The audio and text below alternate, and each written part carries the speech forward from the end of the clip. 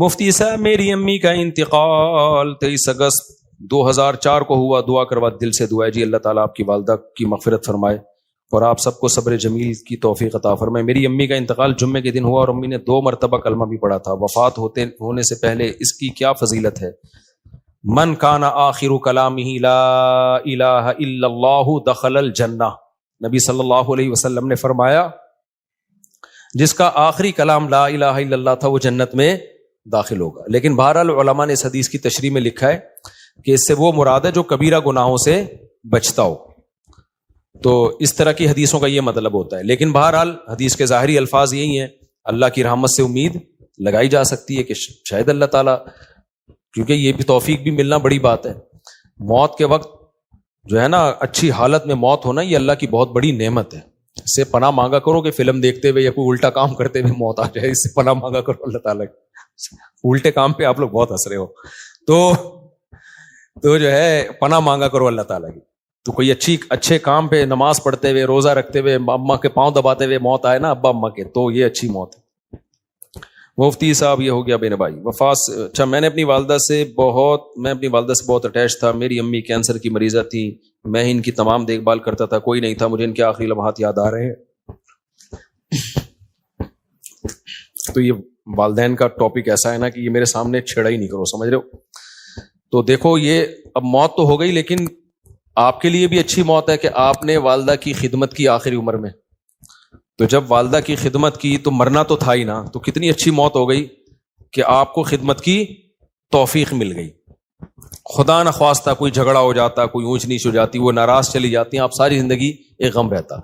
تو جو کام ہو جائے نا اس پہ پھر نہیں غم کرنا چاہیے. اس میں شریعت نے کہا ہے جو ہوا بہتر ہوا, تو بچانے کی پوری کوشش کرنی چاہیے. لیکن موت ہو گئی تو اب اس پہ صبر کرو, بولے یار چلو اب خدمت کا موقع تو مل گیا نا. اسلام میں غم منانا, سوچ کے غمگین ہونا, اس کی کوئی فضیلت نہیں ہے. اسلام میں یہ کہ خوش رہنا سیکھو. ہاں اللہ کی طرف سے کوئی غم آ رہا ہے تو ایک الگ بات ہے.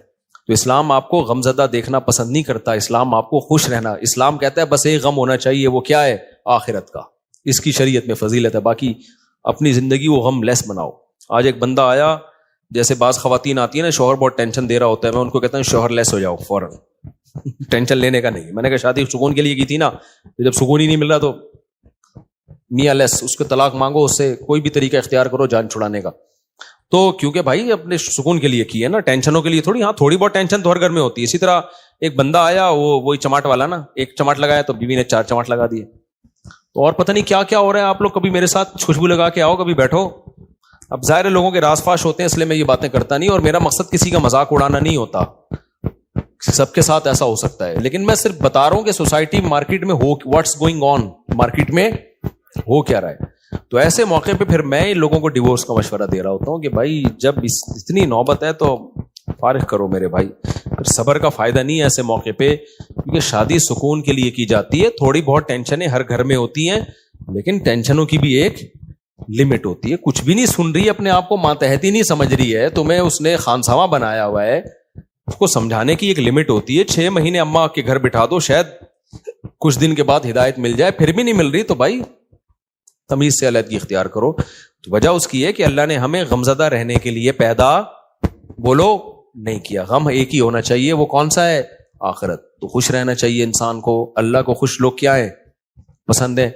نبی حضرت ابو ہریرہ نے فرمایا کہ نبی صلی اللہ علیہ وسلم نے جب بھی مجھے دیکھا ہے زندگی میں, کبھی ایسا نہیں ہو کہ آپ نے مجھے دیکھا اور مسکرائے نہ ہو. حالانکہ نبی کا غم سب سے بڑا غم تھا نا, امت کی فکر تھی, لیکن اپنے ساتھیوں کے ساتھ ایٹیٹیوڈ کیا تھا آپ کا؟ جب بھی دیکھتے مسکراتے. اور ہم لوگ کیا ہے, جب بھی دیکھو ایسا لگتا ہے کوئی نیا ٹینشن چل رہی ہے اس کے ساتھ, نئی ٹینشن چل رہی. خوش رہنا سیکھنا چاہیے, سمجھ رہے ہو؟ مسکراتے چہرے سے ملا کرو, ٹینشن فری. امریکہ میں $10 کی ایک چھولے کی پلیٹ ملتی ہے صبح ناشتے میں نا, پراٹھے کے ساتھ. جو لوکل ہوٹل, جو پاکستانی کے ہوٹل, $10 کا مطلب پتہ ہے کیا؟ 2750. مہنگائی وہاں ہے میرے بھائی, یہاں نہیں ہے. یہاں تو چھولے کی پلیٹ فری میں آ رہی ہوتی ہے. پراٹھا خریدو, بعض دفعہ ویسی فری میں ڈال کے دے دیتا ہے. آپ ڈالر پہ ترس رہے ہو, تو وہاں خرچہ بھی تو ڈالر میں ہی ہو رہا ہے, سمجھ رہے ہو؟ تو اس لیے پاکستانی کرنسی میں اگر کما رہے ہو تو کھا بھی کس میں رہے ہو اسی میں. وہاں جاؤ گے تو ڈالر میں کماؤ گے تو کھاؤ گی بھی کس میں. میں جاپان میں جو فاسٹ ٹرین میں بیٹھا ہوں نا, میں یہ زوم آپ کرو انجوائے, اس کا ٹکٹ پتا ہے کتنے کا تھا؟ جب مجھے پتا چلا میرے ہوش اڑ گئے. میں نے کہا ٹانگا گدھا ٹرکشا صحیح ہے میرے بھائی, یہ بس دکھانے کے ہیں. لوگوں کی جائیدادیں بک جاتی ہیں ان ٹرینوں میں, بہت لگژری لوگوں کا کام ہے وہ, بس وہ ڈرائیور ہی بیٹھے اس میں. تو بہت مہنگائی ہے, تو آپ بہت مزے میں ہو. اور وہاں ٹیکس اتنا ہے, آپ کی اگر 40 لاکھ تنخواہ ہے نا, 1 کروڑ آپ کی اگر تنخواہ, ایک مثال دے رہا ہوں تاکہ کیلکولیشن آسان ہو, تو 43 لاکھ روپے ٹیکس میں دینے ہیں آپ نے. یہاں اتنا ٹیکس تھوڑی ہے. پھر لوگ اس پہ خوش ہوتے ہیں, ہم ٹیکس دے رہے ہیں لیکن علاج ہمارا فری میں ہے, بچوں کی تعلیم ہماری فری میں. فری میں کہاں ہے؟ 43% تنخواہ کاٹ لی تم سے انہوں نے, اب تمہیں فری میں تھوڑی دے رہے ہیں. آپ کی گورنمنٹ یہاں جتنی مرضی کرپٹ ہے, میں کوئی یہ نہیں کہہ رہا بہت نیک گورنمنٹ, جیسی مرضی ہے, اتنا ٹیکس نہیں ہے میرے بھائی. تنخواہ پوری آ رہی ہے آپ کے پاس, تو اس میں آپ اپنے بچوں کی فیس بھر لیتے ہو, وہ اتنی نہیں ہوتی, 43% نہیں ہوتی, وہ سمجھتے ہو آپ کے سارے خرچے نکل رہے ہوتے ہیں. نہیں آ رہی میرا خیال ہے بات. اور پھر زکاتیں بھی لوگ دے رہے ہوتے ہیں, تھوڑے سے گھننے بن جاؤ, اگلا پوری جائیداد نکال کے دے دیتا ہے. یہاں تھوڑا سا گھننا بننا آنا چاہیے, بس یہاں پریکٹس کرو تھوڑی سی. تو اس لیے اتنا ٹینشن والا بات نہیں. ہم کیوں وہاں جا کے فوراً واپس آتے ہیں؟ مزہ ہمیں کہاں آتا ہے؟ بہت اچھے کنٹری ہیں, امریکہ بہت اچھا ہے, جاپان بہت اچھا ہے, مزہ ہمیں کراچی میں ہی آتا ہے. اور یہ جو میں نے ابھی بیان میں کہا نا کہ خاموش, بالکل خاموش, یہ 4 دن خاموشی اچھی لگتی ہے, اس کے بعد کاٹنے لگتی ہے. یہاں ریلیشن ہے, آبادی ہے, ایک بندہ پنجاب والا ملے گا, ایک پشتو والا ملے گا, ایک بلوچی ملے گا, ایک فلانا, ایک میکینک ملے گا, ایک فلانا ملے گا, ایک ڈاکٹر ملے گا, ایک سائنٹسٹ ملے گا, ایک سیاستدان ملے گا. ہر آدمی ہوٹل میں بیٹھ کے ایسے لگے گا یہاں سارے ہی پہنچے ہوئے لوگ ہیں, گپ شپ کا ماحول ہے. یہ سب کچھ وہاں پر نہیں ہے. خاموشی خاموشی خاموشی. ابے 4 دن تک خاموشی اچھی لگتی ہے, اس کے بعد میں نے کہا یار کوئی تھڑے نہیں ہے یہاں پہ, کوئی تھڑے ہوں یہاں پہ, کوئی بیٹھے ہوئے ہوں, کوئی بیٹھک ہو, کوئی گپ شپ ہو نا, ختم.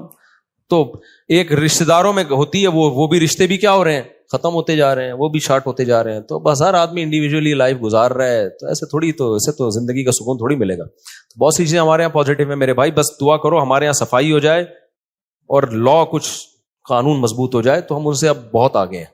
یہ 2 ہی چیزیں نہیں ہیں, اور یہ 2 ہی انہوں نے بیڑا غرق کیا ہے ہمارا. لیکن جب وہ تو بیڑا گورنمنٹ نے غرق کیا ہوا ہے نا, ہم تو خوش رہنے پر اللہ نے ہمیں پابندی نہیں لگائی. تو آپ اسی کو انجوائے کرو. دیکھو اب کراچی میں برساتی کھڈے کتنے ہو گئے نا بارش ہوتے ہی. اچھا کلائمیٹ ایسا چینج ہوا ہے کہ بارش بھی عجیب قسم کی ہو رہی ہے. ادھر آ رہا ہے کہ جی سمندری طوفان آ رہا ہے, اور واقعی آیا ہوا بھی ہوگا. اس کے پڑوس والے علاقے میں نلکے میں بھی پانی نہیں ہوگا. وہ کہہ رہے ہم تو سمجھ رہے تھے پورا طوفان آ رہا ہے, پانی پانی ہو رہی تھی, نلکے میں بھی پانی نہیں ہے. عجیب کراچی کا وہ, یعنی بارش ایسے ہو رہی ہے, انڈا موڑ پہ ہو رہی ہے, کلندری چوک پہ نہیں ہو رہی.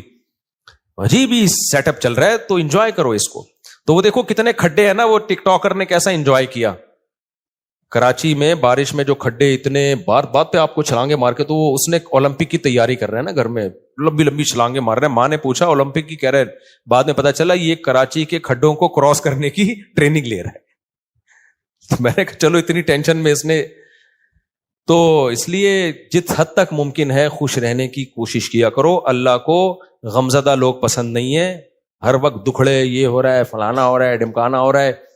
اور اللہ کو خوش لوگ پسند ہے. ہاں دکھ صرف ایک ہونا چاہیے, وہ کیا ہے بھئی, آخرت میں پتہ نہیں کیا بنے گا. اس کے علاوہ اللہ نہیں چاہتے کوئی دکھ ہو آپ کو. دوسری بات یہ کہ گھروں کے جھگڑوں کو بھی بڑھایا مت کرو.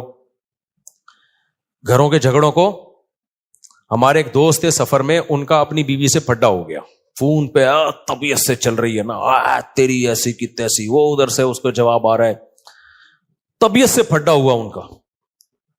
اور اپنے دوستوں کو بھی بتا رہے ہیں میری بیگم نے یہ, ظاہر ہے سب کے سامنے ہو رہا ہے تو پتہ چلے گا نا دوستوں کو کہ یار کیا ہو گیا. بے یار میرا تیری بھابھی نے دماغ خراب کر کے رکھا ہوا ہے یار, یہ ایسے نا. آدھے گھنٹے کے بعد نارمل بیٹھے ہوئے, چائے چل رہی ہے, گپ شپ چل رہی ہے گھر میں, بیگم اور بیگم, وہ میں آ رہا ہوں پرسوں. وہ دوست نے پوچھا ابے آدھے گھنٹے پہلے تو ایسا لگ رہا تھا کہ طلاق ہو جائے گی تم دونوں میں, ابھی تھوڑی دیر میں ایسا لگ رہا ہے کہ کوئی مسئلہ ہی نہیں ہے. تو اس نے کہا یار میری عادت ہے 15-20 منٹ کے بعد پھڈے کو میں بھول جاتا ہوں, ٹھیک ہے نا, فنش. واقعی یہ جن لوگوں کی یہ عادت ہو نا وہی خوش رہ سکتے ہیں اس زمانے میں. اور جو ناک پہ مکھی بٹھا کے رکھتے ہیں نا اور دل میں لے کے بیٹھ گئے اس نے یہ کیوں بولا تھا, ابے بھائی جو بولا تھا بول دیا, ختم کر. جب سنا دیا اس نے بھی سنا دی, اس نے بھی سنا دی, ختم, قصہ ختم. چلو بھائی دوبارہ سے جیسے انجوائے کرو لائف. اور لوگ کہتے ہیں بھی تنبیہ تو ہوئی نہیں. نہ جب یہ پھڈا ہوتا ہے نا اگلے کو خود تھوڑی سی تنبیہ ہو جاتی ہے. آئندہ وہ بولنے سے پہلے اس کو بھی پتا ہے, آپ کو بھی پتا ہے کہ میں یہ بولوں گا اس کی دکھتی رکھ پہ پاؤں رکھ دوں گا میں, وہ یہ بولے گی تو میرے کھوپڑی گھومے گی. تو دونوں تھوڑا تھوڑا ایک دوسرے کی کھوپڑی کا احترام آہستہ آہستہ شروع کر دیتے ہیں. خود ہی شادی شدہ آدمی کی زندگی ایک مینجمنٹ خود بخود آ جاتی ہے. تو اگر آپ جو دل میں لے کے بیٹھ گئے, اس نے میرے کو یہ بولا تھا, اس نے یوں کر دیا تھا, اس نے, یار تمہیں ایک واقعہ سناتا ہوں اس سے بس پھر میں بس آپ لوگ سے 2-4 سوال لے کے بیان ختم کرتا ہوں. اس سے بڑا کیا یعنی ایک طرح سے ظلم ہوگا کہ سیدہ عائشہ رضی اللہ تعالی عنہا پر جب تہمت لگی ہے نا, منافقین نے جھوٹی تہمت لگائی, اس میں حضرت مستح رضی اللہ تعالیٰ عنہ جو صحابی رسول ہیں وہ بھی اس پروپیگنڈے کا شکار ہو گئے تھے. وہ بھی منافقین کی باتوں میں آ گئے اور انہوں نے بھی حضرت عائشہ کے بارے میں یہ منافقین سے سن کے الفاظ کہے. حضرت عائشہ بیٹی کس کی ہیں؟ ابو بکر کی. آپ بتاؤ غیرت مند آدمی کو کتنا غصہ آئے گا نا. حضرت ابو بکر حضرت مستح کے ساتھ مالی تعاون بہت زیادہ کیا کرتے تھے کیونکہ رشتہ دار بھی تھے, غریب